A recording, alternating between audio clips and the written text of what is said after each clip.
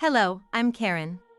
And I will be explaining the turbulent history of French Indochina, known as Vietnam, Laos, and Cambodia, and the Battle of Dien Bien Phu, which influenced Nathan Tulane's novel, Slaves to the Generals.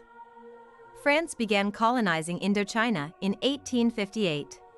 One of the first military assaults was a Navy mission to bombard Da Nang in revenge for the persecution of Roman Catholic missionaries. In the following months, the French army took Saigon. It was then French Indochina formed into the territories of Tonkin, Annam, Laos, and Cochin China. It would be one of the prized jewels of France's colonial empire. If sent to Indochina, the average life expectancy of a serving soldier was not expected to be long. If you survived, then some settled in Indochina after their military contract, many with a local kangay, a term for Vietnamese mistress or wife. The French administration structure intensified as the years passed. In addition, the exploitation of Indochina's resources, including cheap labor, opium, and other precious commodities, continued during the following decades. This caused a gathering resentment by the local population. However, different factions fought amongst themselves, and this was a distracting precedent for any cohesive resistance movement to form against the French. All of this changed when Japan invaded the country in 1940. The Japanese signed an agreement with the Vichy French government allowing them effective control of the colony. However, after a bloody surrender in 1945, Ho Chi Minh and the newly formed Viet Minh nationalist guerrilla forces seized control of Vietnam, and Ho proclaimed the country's first president.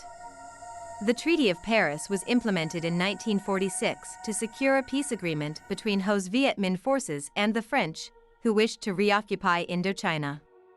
It was a pointless exercise, the agreement collapsed, and within months, a full-scale war had begun. In the summer of 1953, intelligence circulated about an impending threat to the French Protectorate of Laos.